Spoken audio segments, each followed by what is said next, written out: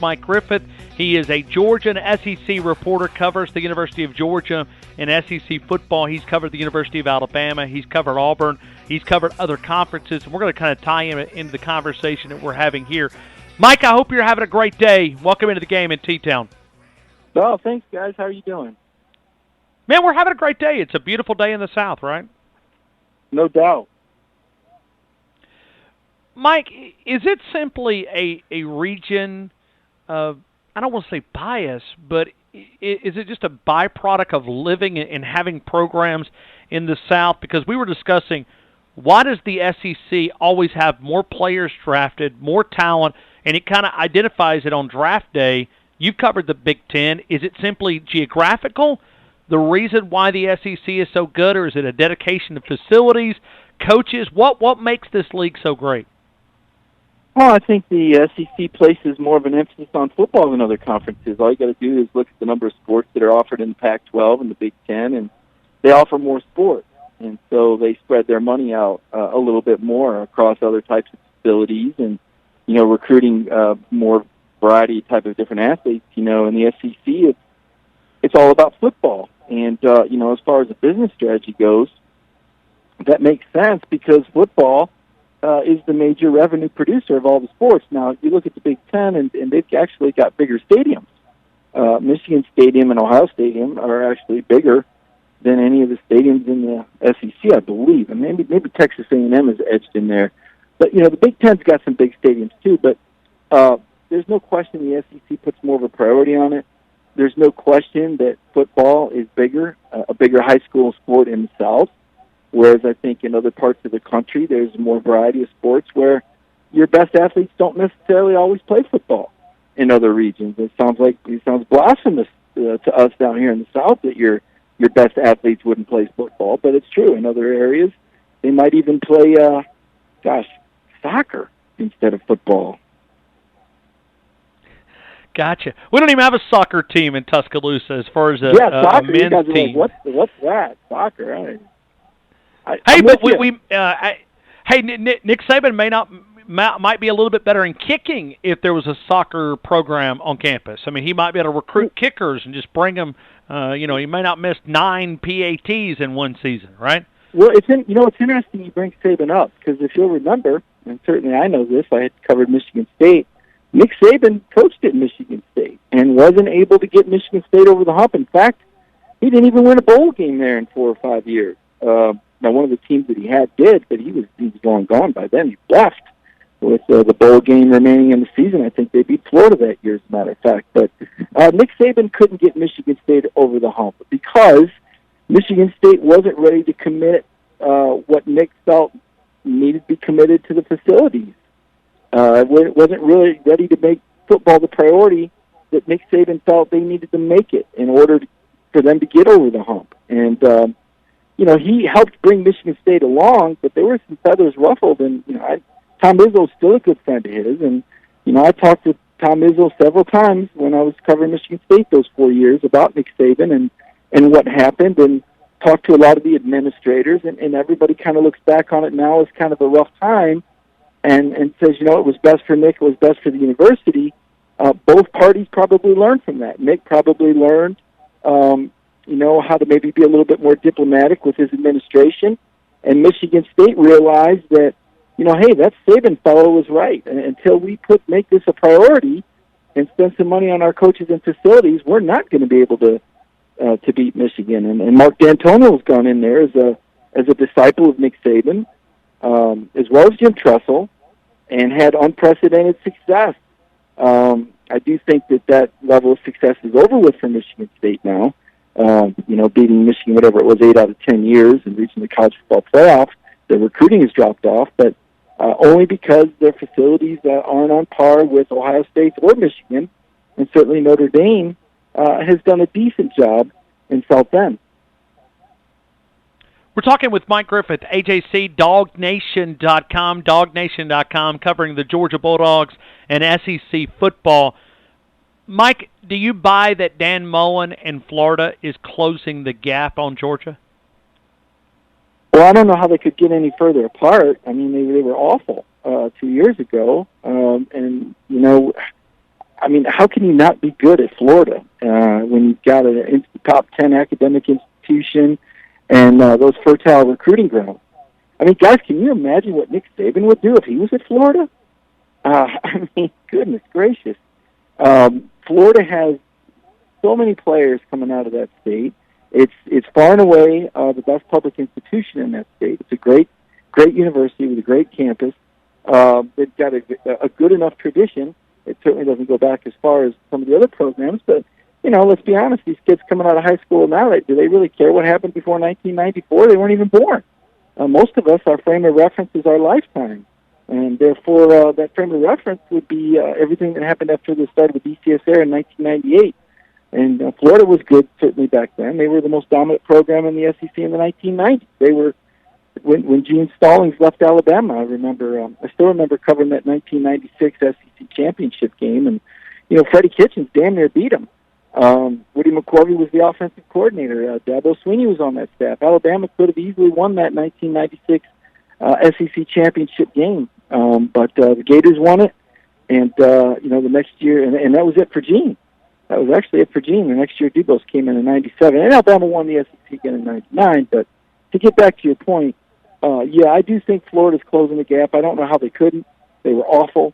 I don't think that they'll beat Georgia this year, though. I don't think they're that close. I don't know that anybody will beat Georgia in the East this year. No one has played Georgia within single digits in, I want to say, since 2017, 2 years in the East.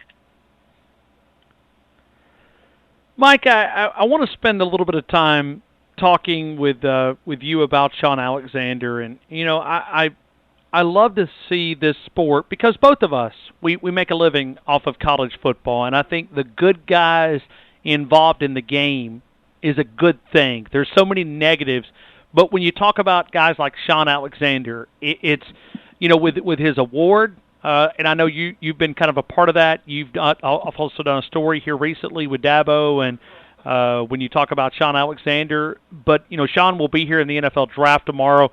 I like Sean being in the spotlight because he's one of the good guys in the business. He's a guy that's just a great ambassador, I guess would be the better way to say it, for just not just the University of Alabama, but just football in general. When you talk about Sean Alexander. No doubt about it, Ryan. I've been the chairman of this freshman All-American team through the Football Writers Association since 2001. And this last year, I decided we needed a Freshman of the Year award. And I couldn't think of anybody better to name it after than Sean Alexander. When you think about what he stands for, as you mentioned, for the game, as a person, as a Christian. And I tell you, there's one thing that really bothers me and disappoints me, and sometimes things are obvious. And listen, sometimes there's politics, Ryan.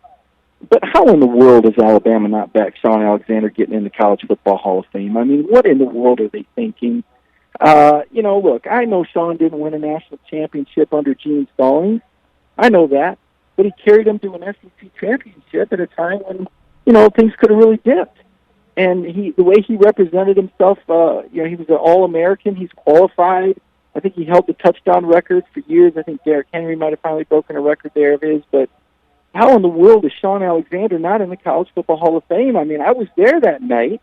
He ran for 291 yards, and 274 yards came in one half, Ryan.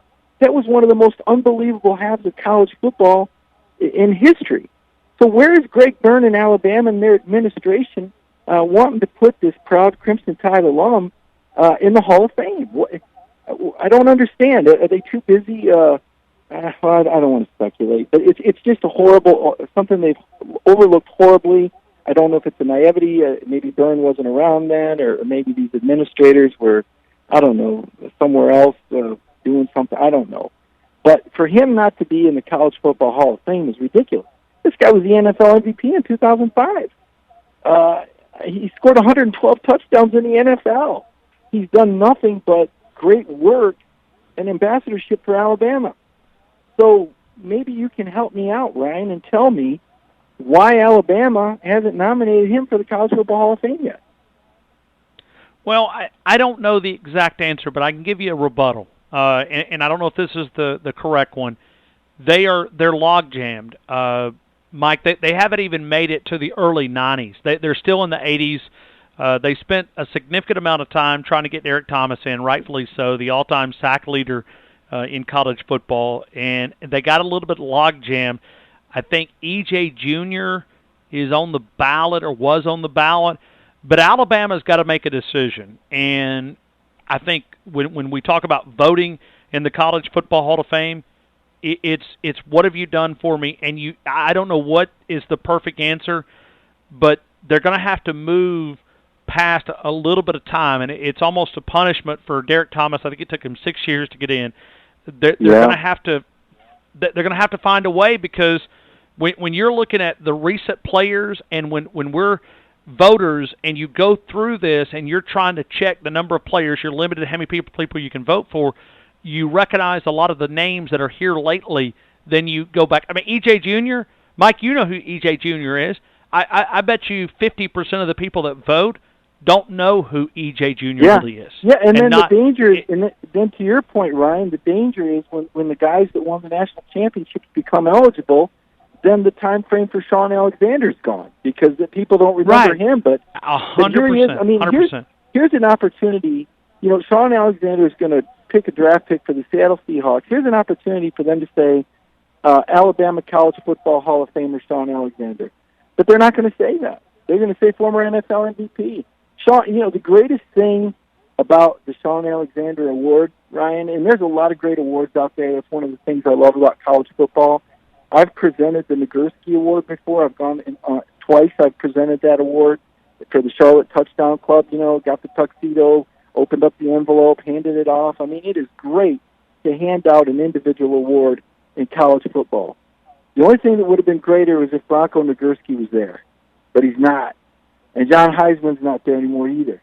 The greatest thing about the Sean Alexander Award is what happened in Clemson, South Carolina 3 weeks ago when Sean and I went over there and Dabo rolled out the red carpet and let us stand on the field, in the middle of the field during the game, and brought us into the locker room because it was Sean Alexander.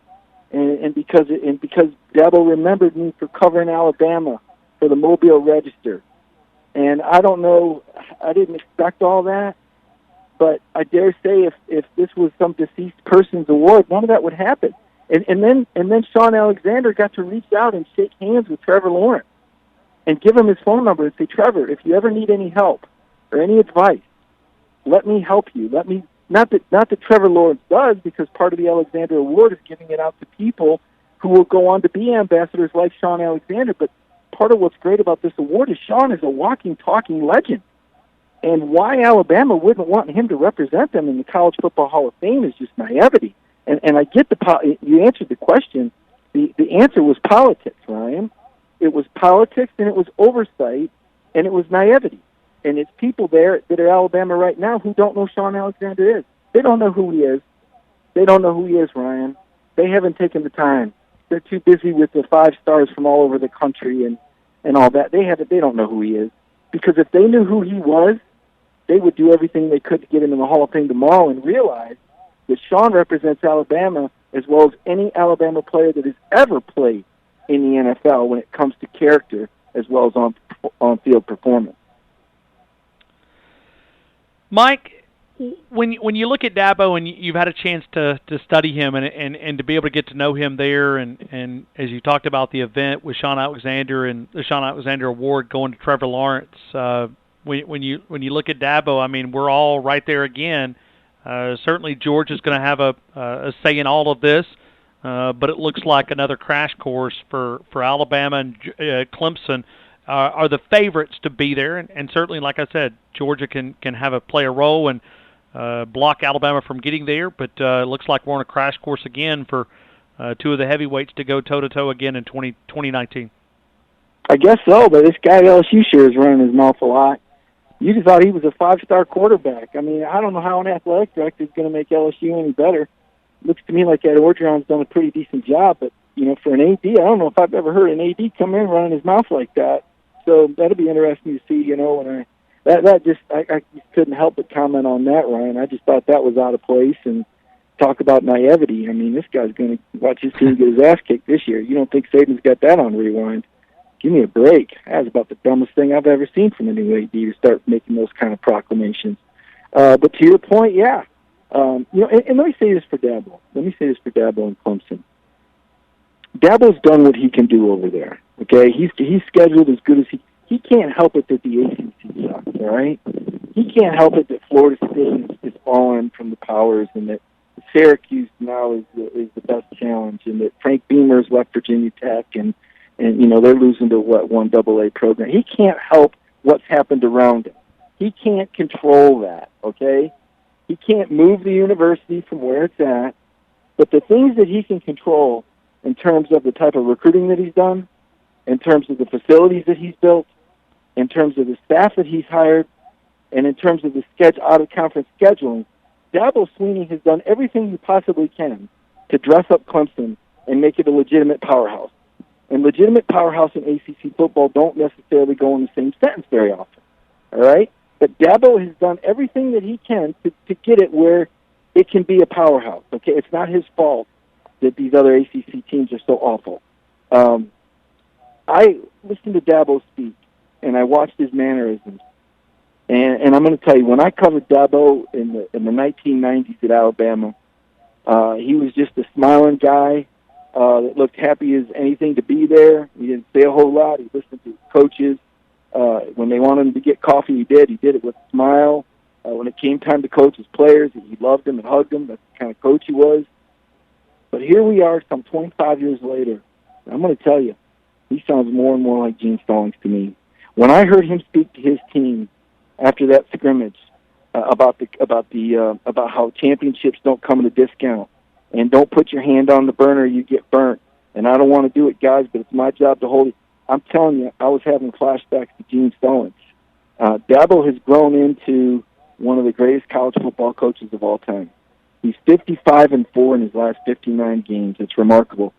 He's done something that nobody else can do in beating Nick Saban. 2 out of the last 3 years? And all I can do is tip my cap to him. Now, that doesn't mean I think Clemson would go undefeated in the SEC, because I don't. It doesn't mean I think they'd beat Alabama last September or October, because I don't. But it does mean that college football needs to take note of Dabo Swinney and mention him in the same breath with Nick Saban. Well, and it wasn't just a victory, Mike. We've talked about it for the last 100 days. It was a butt whipping, and we're at 28 points. It was a whipping over the Tide. But I mean, look, there wasn't anybody in the press box at halftime convinced Clemson was going to win that game. Completely convinced. All right, maybe that Clemson locker room was. What we saw, and I don't want to be an apologist. I really don't like being an apologist, but I get upset when people call me that, when I just give them logic and reason. Tua wasn't the same guy after he got hurt last year. He wasn't. He wasn't the same guy in the SEC championship game after he got knocked up by Georgia. A healthy Tua is a different Tua. That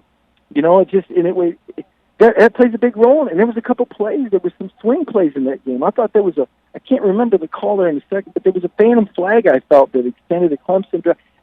Football games can swing that quickly. So, yes, Clemson won, but it wasn't like you looked and said, oh, gee. It wasn't like when Alabama beat Notre Dame for the national championship and you said, wow, these are two different teams out here.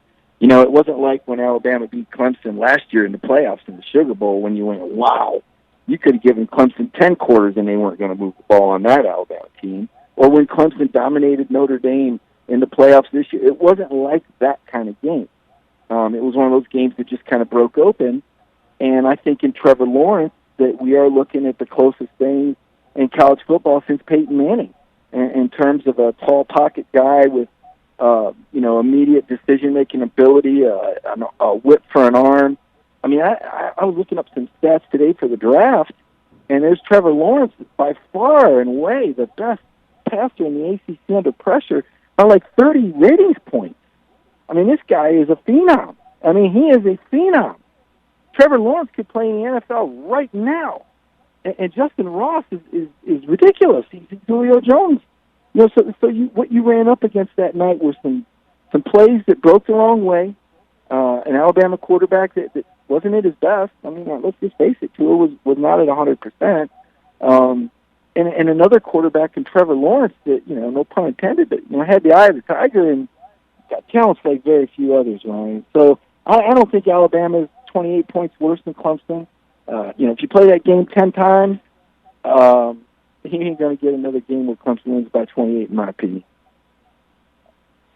Mike Griffith, 32. Connect with him on the Twitter account, and also let me recommend an article here, thefifthdown.com, which is a newsletter for the Football Writers Association and Freshman of the Year. When we talk about Sean Alexander, the inaugural Freshman of the Year goes to Trevor Lawrence. You can read that, and you can read all about Sean Alexander. If you'll go to thefifthdown.com, if you'll scroll across the top, find the awards link there, click on it, you'll be able to find out Sean Alexander, the Freshman of the Year, and the conversation that will begin, and who will be that Freshman of the Year in 2019. Certainly, there may be a few candidates here in Tuscaloosa and throughout the SEC. Oh, Ryan, let me give you one anecdote that Dabo told Sean and I during the game when we were watching the Clemson spring game. He said, early in the year, he said, we had that quarterback thing going on, and Coach Stone called me up, and he said, Dabo, I don't like all that hair. The kid's got a lot of hair. And Dabo said, you know how Coach is. He said, so I said, yeah, Coach, and I kind of, changed the direction of the conversation pretty quick there. he said, so then after the championship game, Coach Stallings calls him to congratulate. He said, I just want to tell you guys did a great job, man. And Dabo says, yeah, Coach Stallings says, that hair is starting to grow on me, too. I guess Coach Stallings is okay with Trevor Lawrence's hairstyle. We wasn't sure what to make of it at first. No doubt. Listen, we have a chance to feature him every week, and he's a fun he's the best, conversation. Man. I hope you're taping every one of those, and I hope you write a book, because Gene Stallings is a college football treasure, absolute treasure. Can't say enough about the man, and I am absolutely blessed that I got to start my career as a college football writer, writing about Gene Stallings and learning college football the way he says it ought to be. Mike Griffith, 32 on the Twitter account, DawgNation.com, AJC. Mike, as always, we're so thankful for your time. I hope you have a great afternoon. All right, Ryan. Have a good one.